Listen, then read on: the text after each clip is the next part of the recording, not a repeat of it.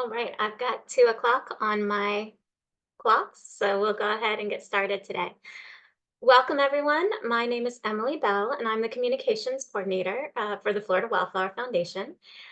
Thanks for joining us today for today's webinar, Bring on the Butterflies. And I see you guys have already gotten started, which is exciting. We'd love for you to say hi in the chat and let us know what area you're joining us from. For those of you who aren't familiar with our organization, our mission is to protect, connect, and expand native wildflower habitats through our education, research, planting, and conservation programs. Our work is made possible primarily through the sales and renewals of the Florida Wildflower License Plate, Florida State Wildflower License Plate. These funds, along with donations and memberships, allow us to support and create projects that build awareness and knowledge of native wildflowers and plants throughout Florida.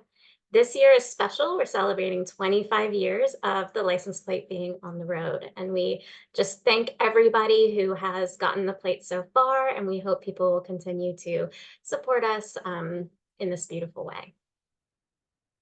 We'd like to encourage those of you who find our programs valuable to consider becoming a member, making a donation, or purchasing the State Wildflower License Plate.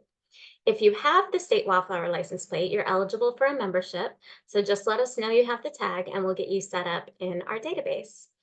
Also, be sure to check out our website for resources on planting and growing wildflowers, to learn to see where to see wildflowers in bloom, for upcoming events, and just so much more. We're also on social media, and you can find us on most platforms at FLA Wildflowers. I want to talk briefly about some really awesome events we've got coming up. Our next webinar in September is Meadow Making on a Small Scale with Troy Springer of Springer Environmental Services. This is on September 17th at 2 p.m. I cannot endorse this one enough. It's going to be fantastic. Troy will guide participants through the process of creating a thriving urban meadow from inception to completion with a strong emphasis on long-term maintenance. And he probably has the most experience of anyone in our state with doing this. So we're really excited to have him. In October, we'll be discussing the flora of the southeastern United States and FloraQuest. These are online resources for a better understanding the plants in the Southeast and in Florida. And that's going to be led by Scott Ward of the North Carolina Botanical Garden. Another really incredible presentation that really will give you a lot of information to help you learn more about our amazing native plants. Finally, in November, wrapping up our webinars for 2025, our own Marina Mertz will be talking about our Seeds of Knowledge library grant. This is our newest grant program. So this webinar will talk about how to apply and kind of what our goals are for this program. Field trips we've got coming up will be out at Rock Hill with the Nature Conservancy and the Florida Native Plant Society on Saturday, September 27th over in the Panhandle. This field trip did sell out quickly, but you can contact Rose Canine to be added to the wait list. And you can find that on our events page on our website. In October, we will be out at St. George Island State Park with Dr. Jim Folsom, who just wrapped up our Botany in Context series. And so this is going to be another really lovely field trip, and we're anticipating it to sell out pretty quickly as well. Just a quick note that members will get about a week's pre-notice for registration and be able to sign up early. So if you want to really try and secure your seat, become a member, and that can help with early notifications. Just a few housekeeping items. All attendees are muted with cameras off. Please submit any questions via the Q&A feature at any point during the presentation, and we'll answer them at the end as time permits. If your question isn't answered, you can email it to us at info@flawildflowers.org. The chat box is also live, but we don't monitor it for questions. So please be sure to use that Q&A feature. And finally, this webinar, as all of ours is being recorded and will be available at youtube.com/FLA Wildflowers and on our website in approximately 24 hours. And you'll get an email with a link to that as well as some additional resources from this webinar. So this is the point where I usually introduce the speaker, but today you are stuck with me. So I will tell you a little bit more about myself. I'm a native plant enthusiast and nature photographer. So most of the photographs you'll see in this presentation are mine, unless noted and credit is given, especially the caterpillars. I don't have a ton of pictures of some of these obscure caterpillars, so I'm thankful for the folks who do, and we could use their photos here. I've been working in conservation in some capacity for over 20 years, but started with the foundation in the summer of 2022. And most of my career has been spent focused on invasive species issues. And I've always been really passionate about teaching people about how to utilize native plants to help create more resilient and wildlife-friendly communities. And this dovetails really well with invasive species work as well. I'm also a fourth generation Floridian. North Florida is my natural habitat. And I just also feel really strongly that it's our native plants that create the unique sense of place in Florida that makes it the place that we love. And so that's kind of another reason I always like to talk about these things. So without further ado, I'll get right into it with Bring On the Butterflies. And we're going to start with just some really quick butterfly basics. A lot of stuff you guys probably mostly already know, but butterflies are winged insects in the order Lepidoptera. It's estimated that there's about 20,000 species living today. So this is in comparison with their other cohort in the order Lepidoptera, the moths. And there are about 160,000 species of moths. So they are significantly more diverse, but get a little bit less attention because, of course, butterflies are really our charismatic mega insects, if you will, of the insect world. So why are they important? They have some really big ecological roles. Pollination, as we all know, they are pollinators. But I have to note here that butterflies actually aren't the best pollinators. They're not as efficient as bees or even some wasps and beetles. However, there are so many of them that it really is a quantity over quality thing when it comes to butterflies achieving pollination of plants. No less important. But they are also a very important food source for birds and other insectivorous animals. So I'll get into this a little more as we go along, but when you're gardening to support butterflies, it's important to understand that it's okay to see some predation of both your caterpillars and your butterflies in your landscape. Also, because they are so abundant and relatively easy to monitor, oftentimes ecologists will look at them as an ecosystem indicator. If there's a healthy butterfly population, they can kind of draw from that other parts of the ecosystem are working as well. So here in Florida, we've got about 170 species that are considered native. That number can be a little fuzzy, right? Because butterflies fly and move and travel. So some are here all the time. We may have occasionally there'll be some visitors from other places that maybe blew up in storms or things like that. So, but there's about 40 that are considered endemic or nearly endemic, so only found in Florida. And there's 67 rare species that are monitored by the Florida Natural Areas Inventory, which is kind of our state group that really focuses on monitoring our rare species. So the sad news, the bad news today is that butterflies are in decline. And it's not just butterflies. Scientists are witnessing alarming global insect declines. So across the board, insects are declining. And this is really, really bad news, actually, because insects are kind of one of the foundational creatures of our ecosystems. If you know about trophic levels, right, we have the plants, then we get to insects. They support the things that are a little bigger, which support, so it's a whole, it's all connected. And if we lose insects, we lose a lot. So why is this happening? You know, it's the obvious reasons. Habitat fragmentation and loss is huge, especially in Florida, as we know. Climate change shifts when things are blooming, therefore shifts the relationships that have established over millennia of the pollinator to the plant. It also just changes habitats in other ways. Invasive species are a huge problem, creating monocultures where there once were biodiverse ecosystems, not nearly as many species can thrive. And then pesticides, especially for insects, right? Because a lot of times they're targeting insects. So large scale use of pesticides can really be an issue. But I have great news too. And that is that, when I talk about this issue, I really mean this with my whole heart, is that you yourself today can make a huge impact on insect decline by creating habitat, by planting regionally appropriate native plants, and we'll get into that a little more as well. That's an incredibly impactful way to help. This image is my yard, and my garden that I've planted.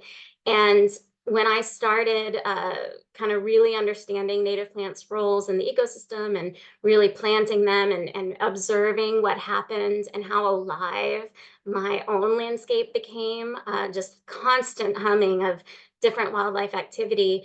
There's so many issues we're dealing with in the world today that it's really hard to see the tangible impact you can have. Advocacy is important, doing other things are important, but this is a way that you can really make a difference and you can see the difference you're making. And it's just, it's a boon for both your local ecosystem and honestly yourself and your own well-being. And you can get a lot of just really, it just, I don't know, but sitting in my yard and watching all the critters just brings me so much joy.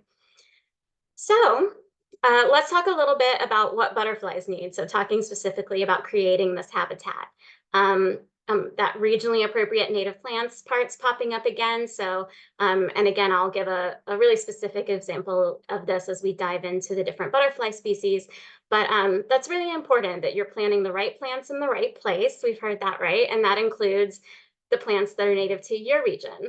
Just because a plant is native to Florida, maybe it only occurs in one county in South Florida. So up here where I'm at in Nassau County, that's not really a native plant for me, right? So we're really paying attention to what species we're bringing into our landscapes.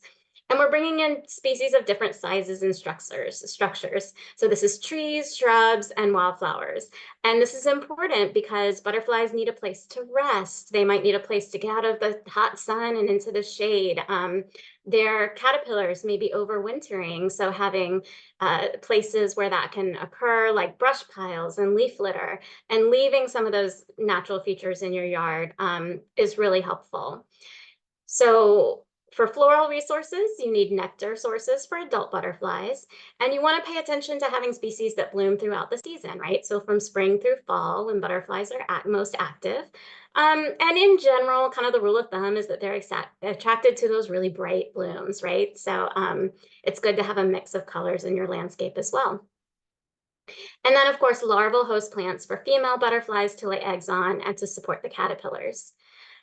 There's some other things you can do, like these top three, or no, that was four, sorry. So these top four are really kind of the big ones, right? You're paying attention to creating a layered habitat that supports all parts of their life cycle.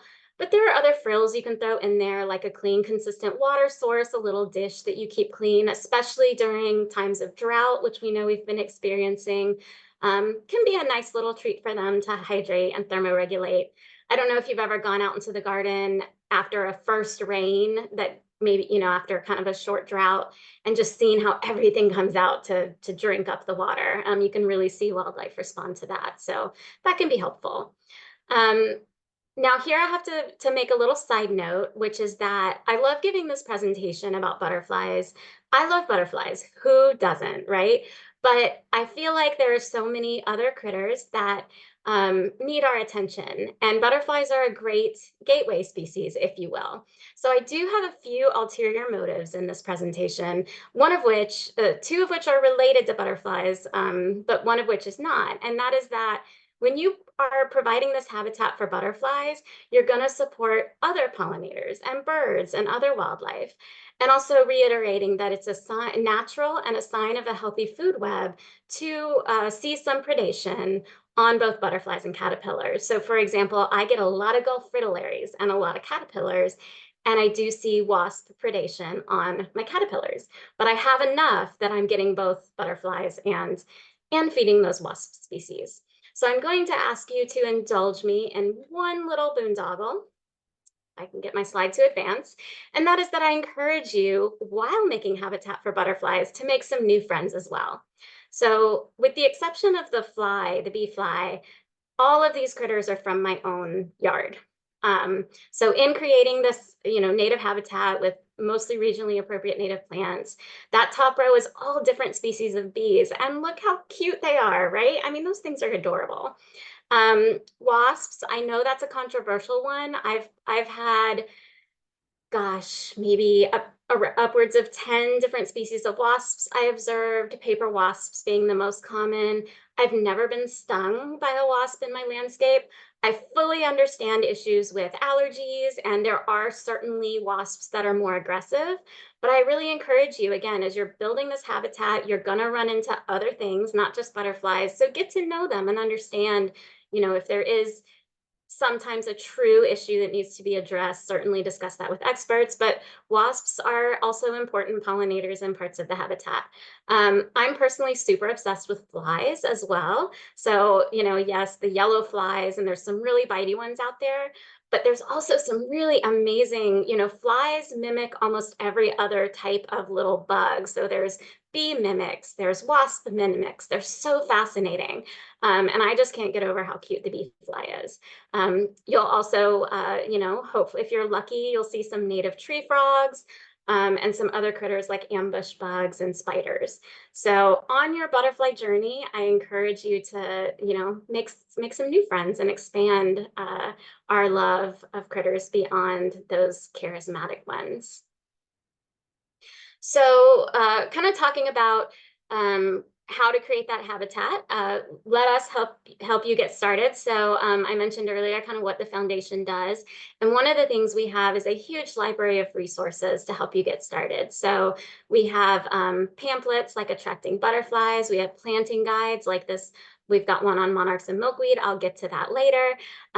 This guide for choosing native plants has over 100 plant species, and it talks about, where to grow them, that region, talks about how much water, sun, kind of where to plant them. But also on this Learn to Grow page, which you see the QR code there, and I know one of my coworkers is going to throw that link in the chat box for you guys.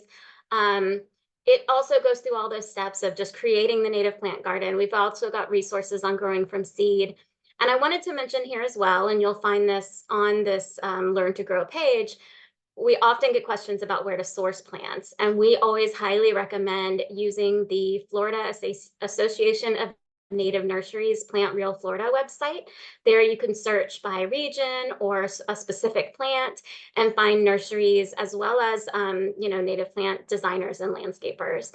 So they're a fantastic resource for sourcing those native plants, because we know that can be a challenge. And there's also issues with, you do want to make sure you can talk to the folks you're getting your plants from and understand whether they've been treated with pesticides and things like that. So, working with a local nursery growing local plants is a great way to do that.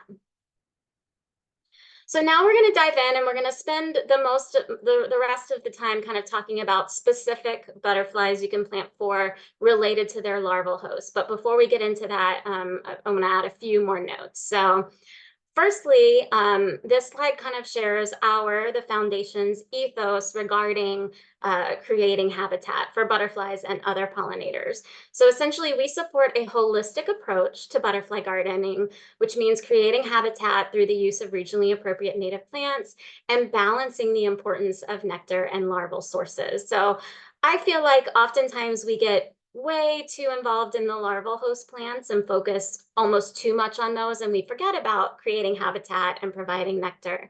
And it's understandable. Of course, those larval host plants are the most critical to them being able to reproduce, but they need more than just that, right? And it's also understandable because nectar sources are common across many species. Most butterflies can feed on nectar from the same flowers, but as we know, larval hosts are more specific. So really quickly, I want to talk about some popular nectar plants. And my slides are moving slowly. There we go. Now, this is only 10. So this is far from a holistic list of every native plant you could utilize. But what I tried to do here, I was really intentional in the selection, and that I tried to select species or genuses that are pretty that you can kind of use across the state. These have really wide distributions. As you get to know your region better, you can obviously expand this. And again, I go back to our resources that are available that just have hundreds of more plants you can choose from. But just real quickly, I'll go through some of these. So spotted horsemint, Monarda punctata is that first one. That plant is a pollinator powerhouse. It is one of my absolute favorites to grow and observe because of all the critters, including butterflies, that enjoy it. Kind of a second to that is the snow square stem, the Melanthera nivea, that white one next to it. That's another one, probably those two, the Monarda and the Melanthera, I see the absolute most activity on. Some other great ones are our ironweeds and our solidagos, or our Vernonias are ironweeds, and our goldenrods are solidago species. So that's those next two. These are ones that there are different species throughout the state. So for the ironweeds, Vernonia gigantea and Vernonia angustifolia are two of the most common and the most commonly available in the nursery trade. So those are great plants to grow. And with solidagos, they're a little bit more regional. So again, this is where you dive in and you figure out, okay, I want to grow goldenrod, but which one is best for my area? That frostweed there, that Verbicina virginica, this is one that's going to be a later season bloomer. So this one blooms almost into winter and attracts a ton of pollinators. Your Symphotrichums are your asters. So calico aster, Elliott's aster is a great one.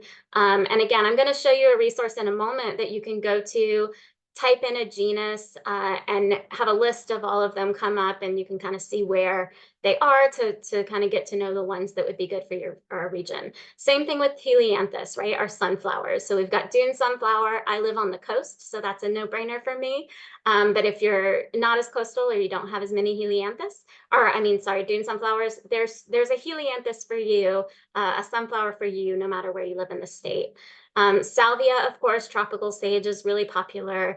Liatris, another one to find the appropriate species for your region. And then finally, that saw palmetto. So saw palmetto, honestly, or even our state tree, the cabbage palm, people don't realize, and oftentimes we get questions about people not knowing that they even flower, but they do. They produce abundant, really small flowers. So oftentimes what I'll see on these are little hair streaks. And also especially the small bees and moths. So again, this is just 10, but if you had just these 10, you would be providing a lot of nectar. But there's so many more choices here to choose from. So from here, we're going to dive into specific species and their relationships to their host plants. So this is the part of the presentation that is 20 plus butterflies to grow for, right? So I'm going to kick it off with our state butterfly, the zebra longwing. This butterfly is found throughout the state, but it is most common in the peninsula. And its larval host plants are our native passion flowers, so the Passiflora genus. I've listed 3 here. These are the most common in the nursery trade. We do have 6, and I'm going to touch on that in a moment. A really important note here is that Passiflora, the passion flower genus, is really common in the kind of big box store horticultural, general horticultural trade as well. However, most of the varieties you're going to find at your Lowe's and your Home Depots are non-native varieties. And so you'll see like red ones and all different colors. And there are some that are actually not good for our native butterflies and or are treated with insecticides. So I really, really encourage folks to, again, source that native plant material from local growers so you know what you're getting and you know it's going to be the healthiest thing for our wildlife. Moving along to the next one, we're going to talk about the Gulf fritillary because it has the same host plant, so it's a natural one to follow with. Let's see, going back real quick, the passion flower here is the corky stem, so that's the Passiflora suberosa. The passion flower here is incarnata, so this is the purple passion flower. And I love this series of photos. I took this at Terry Zinn's Wildflower Farm in Alachua. He is someone who grows wildflowers for seed and is a one of our large seed providers in the state. And you get the whole life cycle here, right? That lower corner, that butterfly is actively laying an egg on a leaf. And if you look really closely, you can even see an egg on the leaf behind it. And then you get the caterpillar having a little conversation with an ant, and of course that beautiful flower. So these are lovely plants to grow. The purple passion flower even produces a fruit that is edible. So there's a lot of great attributes to growing passion flower in your landscape, and also, you know, attracting these butterflies. So Passiflora also provides us a really great opportunity to look at what we're talking about with this regional appropriateness, right? And so what you're seeing here are distribution maps from the Florida Plant Atlas, and this link's going to go in the chat box as well. I visit the Florida Plant Atlas daily, you know, especially in my work because I'm working on wildflowers, but it is such an incredible resource. And what these distribution maps are based on are physical vouchered specimens that have been submitted to herbaria. So there are other resources you can use. I use iNaturalist a lot to get general ideas of where things occur. But these really give you good regions. And one thing I'll point out is, for example, you can see that Clay County up in North Florida is there's nothing there, you know, shows as like Passiflora incarnata not being present. What that means is no one has physically submitted a voucher specimen from that county, but if you look at the distribution, it's there, right? So sometimes you can fill in those gaps, but overall, these maps give you a really good idea. So you can see that if you're in South Florida, say Miami-Dade County, yellow passion flower, Passiflora lutea, is probably not the best choice for you. In fact, it really isn't even native to South Florida, right? But both Passiflora incarnata and suberosa are great. They'll work perfectly for you. And the same thing for North Florida, right? So, or the Panhandle especially, where suberosa is absent, maybe you'll select lutea or incarnata. As I mentioned, there are 3 other native passiflower species. They're listed down there. These are all restricted to South Florida and are state endangered. A few of them may be available from specialized growers. So, you know, if you're in South Florida, you can look for that. I'm less familiar with their availability because South Florida is a foreign land to me that I am working hard to get to know better. But this really gives you that kind of visual of what we mean when we talk about regional appropriateness, and really kind of right plant, right place, sense of place, things like that. So now we're going to move on to some swallowtails, just these big, beautiful guys, right? So starting with the giant swallowtail, who is found statewide, and its larval host plants are native shrubs to small trees in the Rutaceae family. So this is citrus. If you grow citrus, like oranges, limes, and lemons, which many people in Florida do, they will host on that as well. In fact, unfortunately, some people see them as a nuisance on their citrus, but we try to share with them like, hey, it's okay, they won't harm your plant, and you'll get beautiful butterflies. But we also have a lot of really cool native species. One of my favorite being Hercules Club, which is pictured here. Wild lime is also a great one, and wafer ash. And you can see up in that corner, that photo of that caterpillar. These caterpillars look like bird poop, and that is an adaptation for them to not be as attractive to predators because, you know, who wants to eat bird poop, right? So our next swallowtail is the tiger swallowtail, just one of our absolute vibrant beauties. Another one you can find statewide, and it's pretty generalist in its host plants. It can host on 7 families, mostly trees. However, sweet bay, Magnolia virginiana, is the favored host in Peninsular Florida and the only documented host in South Florida. So if you're looking to support them in South Florida, that's really going to be your go-to option. Some other hosts that they've been documented utilizing in North Florida are tulip poplar, black cherry, and pop ash.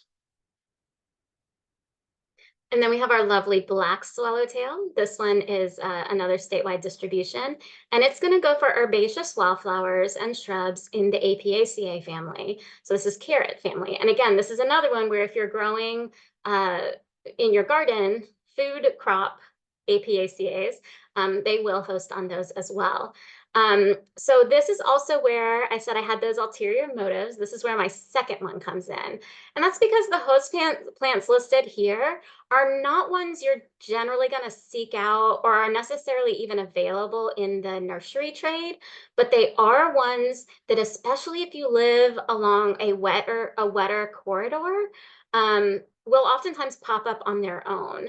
So mock bishopweed, water cowbane, and spotted water hemlock. For example, I have a city swale next to my house, and so these spotted water hemlock especially just occurs naturally there. And so what I like to encourage folks to do is not look at them as weeds to be mowed down. So that waterway is just nothing but grass and then straight to the water. Allow some of these to grow and thrive, and you will host these butterflies. Do have to, of course, make that small note about spotted water hemlock. That's cicuta. It is one of the most toxic plants in North America. Don't eat it, please. So there is a safety consideration to be made there, but again, it grows naturally right next to my yard, and we've never had any issues with it. And we see caterpillars on it all the time. So just, learn also what some of the quote unquote weeds in your landscape are, and we'll see a lot more of those throughout this presentation as well and talk about that. My favorite swallowtail, and partially because it hosts on some of my favorite plants, is the zebra swallowtail. So another statewide butterfly, really gorgeous, and it is going to host on the Asimina genus, which are our pawpaws. Florida has a really cool distribution of pawpaws. The most well-known pawpaw is I think it's the triloba, the common pawpaw, whose range only dips barely into North Florida, if at all, on the edge. It's more of a northern plant. It produces the largest fruits. And I hear they're delicious. It's my goal one day to try one. We don't really have those in Florida, but we do have 12 other species, some of which are endangered, many of which are endemic. But it is also encouraging to see that they're becoming increasingly common in cultivation. So some of the ones you'll find, again, that common pawpaw, really only suitable for North Florida, Asimina triloba, but big flower pawpaw, obovata, and small flower pawpaw parviflora have wider ranges. But this is another one, again, where I encourage you to go to the plant atlas, plug in that genus, look through the different species, find the one that's right for you. I see a lot of questions about people wanting to transplant these. Pawpaws like woolly pawpaw, which is Asimina incana, will grow in pastures. They'll come up, again, like I'm gonna use the word weeds, it can be a little weedy, but they just like that open space, and they'll grow like crazy there.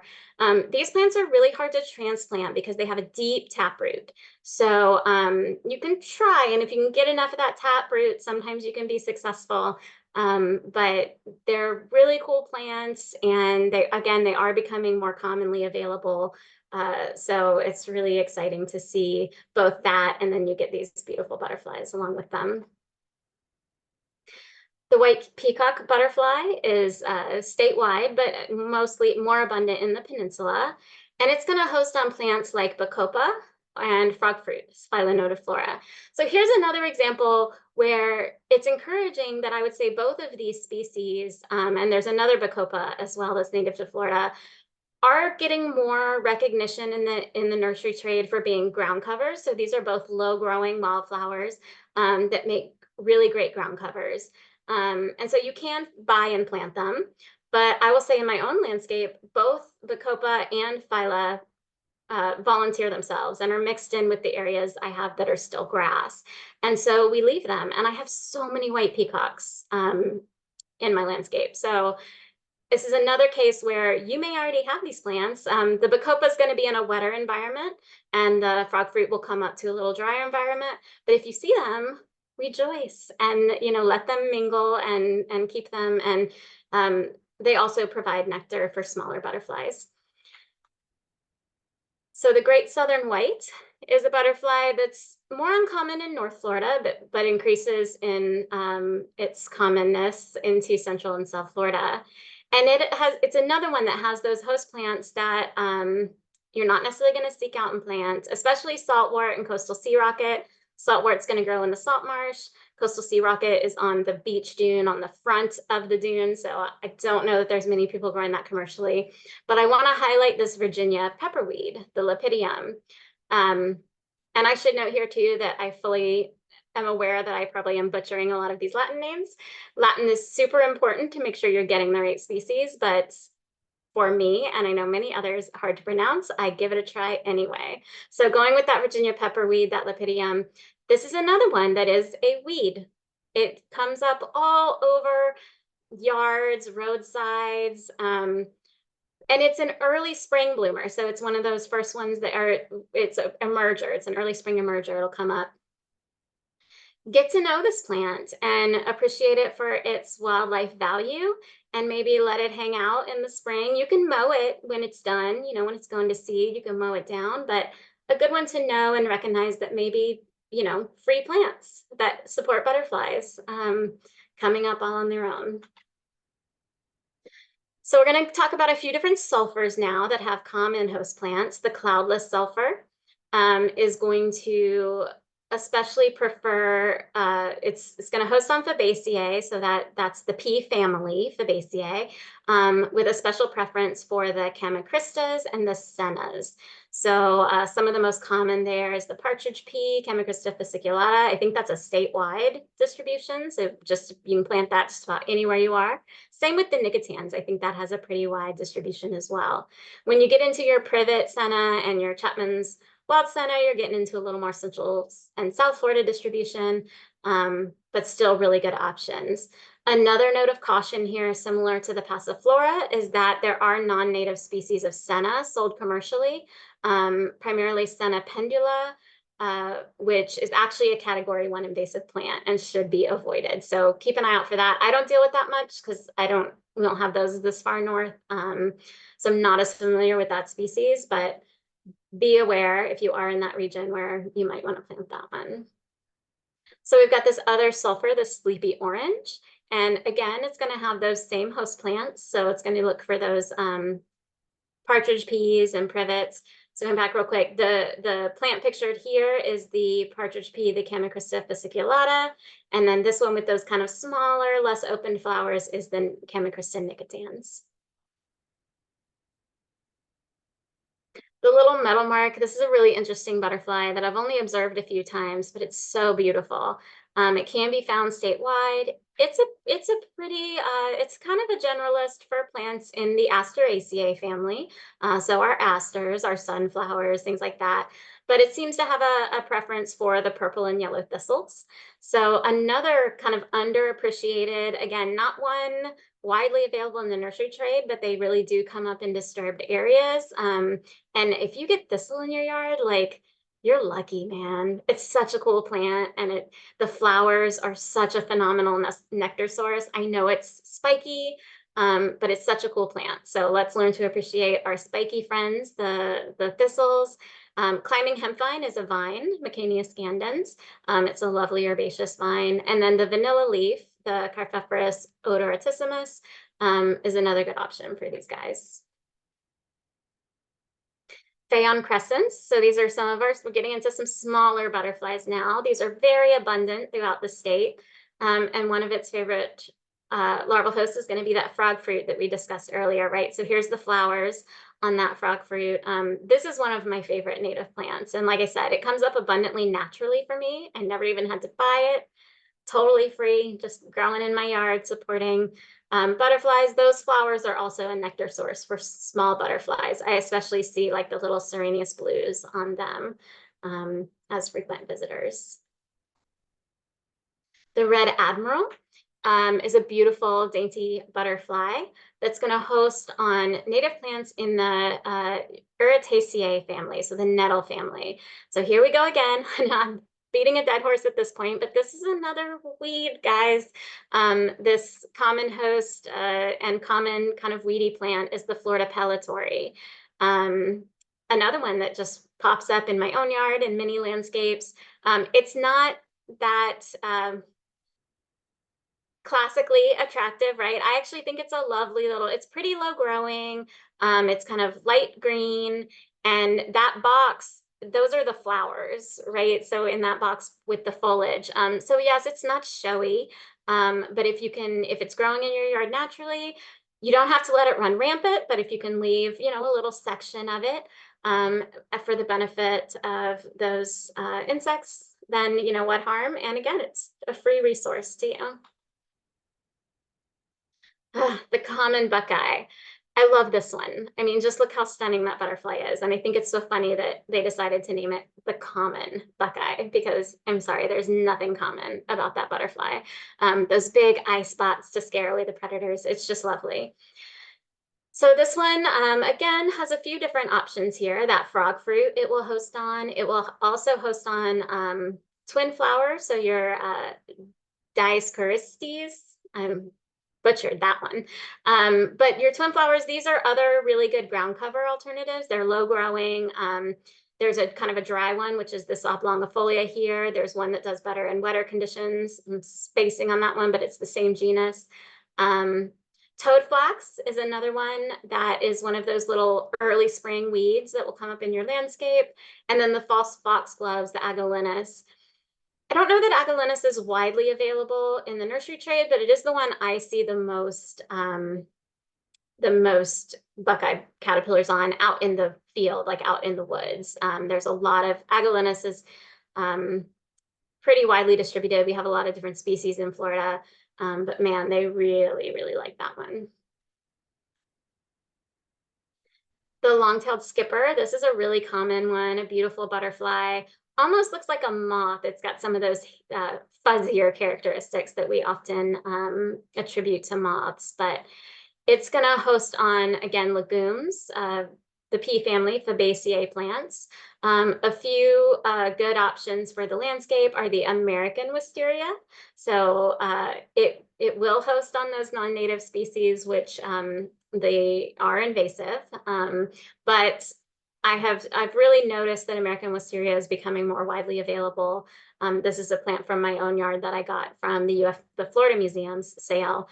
So that's a great option, as well as butterfly pea, Centrosema virginianum, a beautiful flowering pea vine that they will host on. The Serenus blue is a lovely small butterfly. This is statewide, but again, most abundant throughout the peninsula, and it loves those peas as well. So that partridge pea and sensitive pea we looked at earlier, this one also can utilize sunshine mimosa. So another one of those really great ground covers, and that's the flower that's pictured here. The great purple hair streak, this is a stunning butterfly, primarily in North and Central Florida. Don't think this one gets down into South Florida, and part of that is due to its host plant. So this one, we've talked about quite a few butterflies now that are semi-generalists, right? They're limited to maybe a whole family or even a genus, but still have a lot of options. The great purple hair streak has one option, and that is oak mistletoe. Now, this is a plant I don't think anyone has ever gone out and said, people need to cultivate this, I want to grow it, right? It's no, it's a hemiparasite, so it attaches itself to trees. And you can really see it in especially up here in North Florida, when the deciduous trees lose their leaves, and you see those big green mass of balls in the trees. Those are that's the mistletoe. So this is another one I really like to focus on, because I also see in that same time when the mistletoe becomes really evident, and you can see it because all the leaves have dropped and it's the only remaining green thing, inevitably there's an outcry of, oh no, this mistletoe is killing my trees, and there's businesses that will come, eradicate it from your trees. And mistletoe is a really important plant, not just for the purple hair streak, but the berries. Birds eat the berries. And it is not lethal to the tree. Now, I'm not a arborist, so but I can say from my research that if a tree is really, really covered in it, that can be an indicator that the tree itself is unhealthy. So you may want to have that tree looked at. But in general, having a few mistletoe on a tree they don't kill it. They're hemiparasitic. And it has a lot of wildlife value. So this is another one that I feel like if you have some of it, you're super lucky. I don't, but my neighbor does. So I'm like, yes, I'm going to take that as a win for me. Really cool plant, and I encourage you to learn more about it too, just because it's fascinating.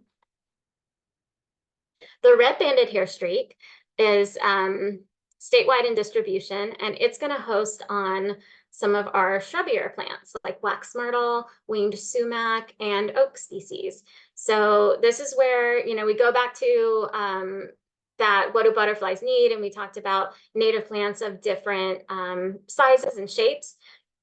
And that's not just for resting, right? That's also because there are butterflies that host on trees and shrubs. Wax myrtle is a fantastic hedge plant. It makes a great screen or border, super easy to grow. I mean, talk about just real hardy, and does really well. And of course, oak trees, who doesn't love a beautiful oak? And then I feel like you can't have a conversation about planting for butterflies in Florida without talking about one of our greatest conservation successes, which is the Atala.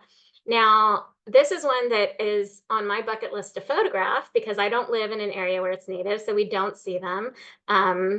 Thankfully, Mary Kime, Jenny Ryan, and Roger Hammer had these images. We do have a lot of coontie up here, but we don't have the butterflies. So as many of you may know, this butterfly was dwindling on extinction in South Florida, and its sole host plant is the coontie, which is really easy to grow and a really attractive plant for home native landscapes. And so this is an example, I talked about in the very beginning how our landscape choices make such a big tangible difference for native wildlife. And this is a really shining example of that, where all people had to do was plant coontie in their yards, and these butterflies bounced back like crazy. So, that is people put a plant in the ground and saved a species and directly contributed to that. And that's really cool. And that really gives you a sense of accomplishment and wanting to do more. And so one day I'll get to actually see and photograph these guys. It's on my list. And then wrapping up here, I know that we also can't have a conversation about gardening for butterflies without talking about the Dana's complex of species in Florida, primarily that monarch, right? So I'm going to dip our toes into this. I'm not going to get into it extensively. That's a whole other presentation. But this does reveal my third and final ulterior motive for this presentation, which is that what I hope you've seen as we've gone along is that there are more butterflies than just the monarch to plant for. Now, I don't want to discount the monarch here. We love the monarch. It's important that the migration of this species is something that is unique and we absolutely need to protect. But we also need to think critically about what our role in Florida is for the monarch.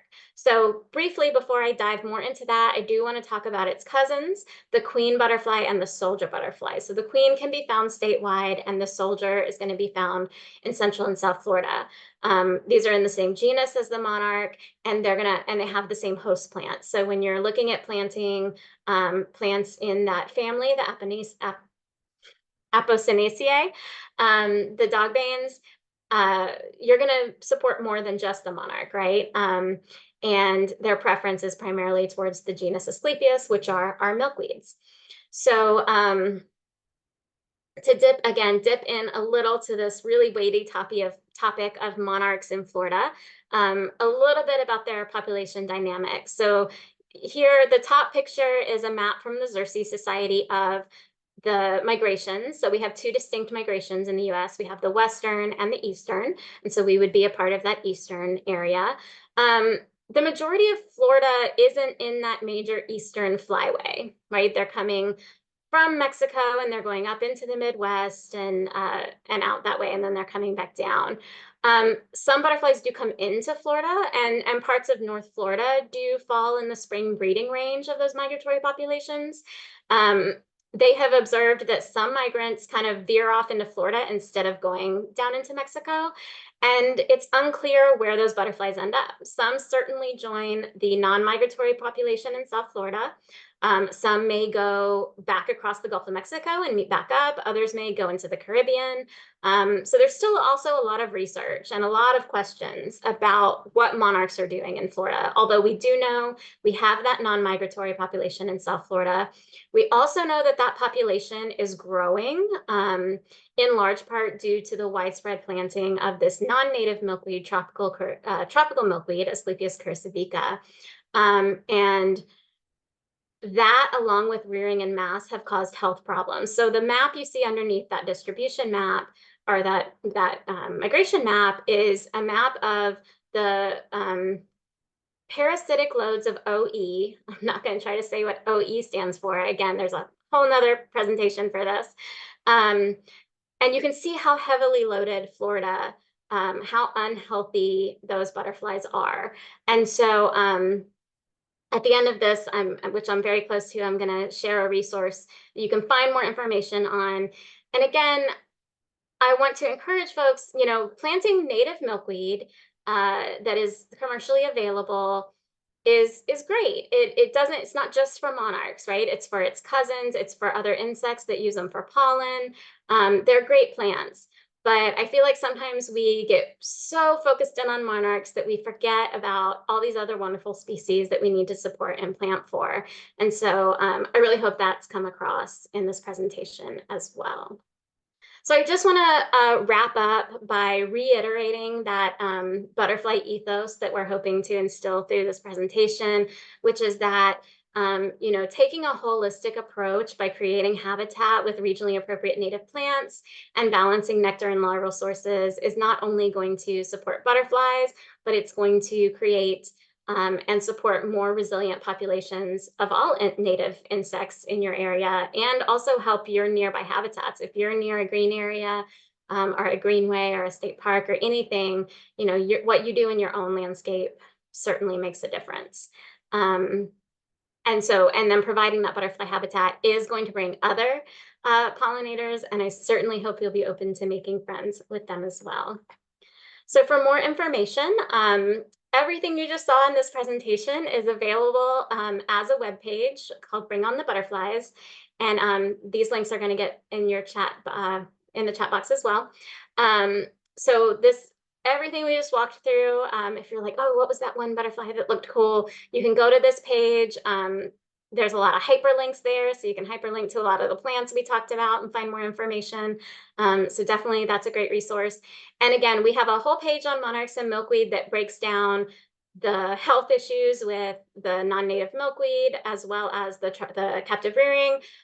We've got some links to some webinars there that you can watch that really, from folks who really better understand what's going on with those populations, and talks about the milkweeds that are available. So if you want to dive into that issue, please check that out. So with that, I just want to thank everybody for joining us today. Please reach out to us if we can help in any way. And I think our website provides a lot of resources. So I'm going to check out the questions and see what it looks like we have over here. I want to stop sharing, I think. There we go. And let's see. So saw a monarch pair in March, and then they were gone.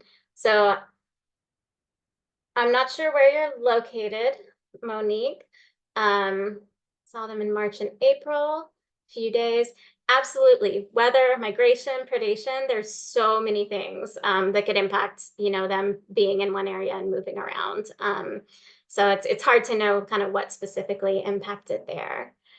The challenge is finding plants that support wildlife but are not toxic to my livestock or dogs. That's a really great point, and I appreciate you bringing that up. There are some resources, especially for horses and pets. I'm trying to remember if we've put together some information on that. There are a lot of plants that are safe as well, but it is always a good consideration to look into what your needs are regarding plants that you might have. Let's see. Dozens of purple passion flower growing in the horse pasture. Didn't want them to spread further. Any suggestions on propagation? I so purple passion flower vines in general can be propagated from cuttings. I would definitely just kind of do some research. There is a Facebook group dedicated to propagation, Florida native plant propagation. I have not had the most luck with cuttings, but I'm also not super good at propagating that way. I mostly am putting live plants in the ground or growing from seed. And passion flower seed is actually challenging to get to cultivate. So I would focus on cuttings and starting with them in water and maybe some root. There's a name for a product that's escaping me, but that should encourage root growth, and then you can pot them and transplant. So I would do a little research on best practices on that, and you should be able to do that. Let's see. Somebody shouted out the Southeast pollinator count. Thank you, Monique. So this Friday and Saturday, and possibly into Sunday because of the weather, the Great Southeast Pollinator Census is happening here in Florida. UF IFAS is coordinating the Great Florida Pollinator Census. We have some info on that on our events page. You can find the links to all the information there. We've also posted it on our social media. In as little as 15 minutes, all it's asking you to do, it's hosted out of the University of Georgia, but it now includes 4 states in the Southeast. And all they're asking you to do is look at one flowering plant for 15 minutes. You can do as many flowering plants for 15 minutes as you want. So it can be as short or as long as the thing as you want, but they're asking you to observe different species. And they're not asking you to identify them. They're asking you to put them into different categories, small bees, large bees. They're pretty basic. But there are a lot of local events you can attend that will help kind of train you up and show you what to do. And, you can find all that through IFAS. But again, if you go to our events page, we have a page about it as well that'll get you where you need to go for that. What is one thing a person can do to start bringing butterflies into their yard? Plant regionally appropriate native flowering plants and larval host plants. That'll do it. That'll bring them in. That's the biggest thing you can do. So I saved this question for the last. It's the last one I see up there. We've got a few more minutes if anyone wants to throw something back in. Do cousins of monarchs, for example, the queens get OE? I don't know. I actually think I've seen that question posed to the experts on that topic. And I think it's still not fully understood. I don't think it's happening to the extent it's happening with monarchs, or maybe we would know, or maybe we just pay more attention to monarchs. So unfortunately, I don't have a great answer to that question. I would recommend maybe posing that to the folks at the Daniels Lab out of the Florida Museum. And next time I have an opportunity, maybe I'll try to ask them as well if they have any evidence of that. And again, there is, I guess this is a good place to point out that there is bias in science, in that we focus on things specifically, right? So with OE, we're really looking at monarchs and the tropical milkweed issue. And so maybe we're not looking as closely at that as we should, but I don't know. Is a wooden bee box beneficial or not? I have mixed feelings personally on bee boxes. So this is going to be to support bees. It can be fine. I personally prefer doing things like leaving your hollow stemmed plants, like your ironweeds and some of your asters, which is what they would use naturally. So in the winter, if you can leave those in place, they'll utilize those things. My biggest concern with bee boxes is that they do have to be kept clean. We have a webinar that you can find on our webinars page about from a bee expert about really focusing on bee habitat in winter, which is really when they would be utilizing those types of resources as well. And so I would recommend checking that out if you're really interested in bees. If you want to put a bee box in, just really, I would say be really intentional about making sure you understand how to keep it clean so that you're not so that they aren't getting pathogens and bacteria and things like that. I didn't mention herbs like basil, and that's because this presentation is focused on utilizing native plants. So as I mentioned, there definitely are other species, especially when you're growing for like food purposes that butterflies will use, and especially if they're in those same families or genuses as some of our native plants. So that certainly is something you can mix in there, but for the purposes of this, we're talking about native species. How common are zebra longwings noted in Escambia County? Don't know the answer to that specifically, but if I had that question, I would go to iNaturalist and plug that one in and see how often they've been recorded. It's not a perfect tool because again, it's based on what people have reported, but I actually have that question a lot when I'm looking for different plants or even like a different insect or something that I'm curious to see. I'll pop it in there and see where people are reporting it from. So maybe go to iNaturalist. You don't have to have an account to look at observations. You have to have an account to make observations yourself, but you can go to the iNaturalist website, search any species you want, and you can see the distribution maps that people have reported. So that's where I would go to see if like, hey, are people seeing these around there? And zebra longwings are pretty dynamic, so people probably would be reporting them if they were there. Do you have ground cover recommendations to plants with North Florida natives? Absolutely. So we have one of our newest publications is ground covers and grasses for Northeast Florida. You can find that on our resources page on our website. Okay, well, with that, again, thank you everybody so much. We're right at 3 o'clock. Yay. We really appreciate you guys joining us and hope to see you again next month. Again, I can't say enough about Troy Springer and his work and experience. So definitely that's going to be a good one, guys. Everyone have a great rest of your week. Bye.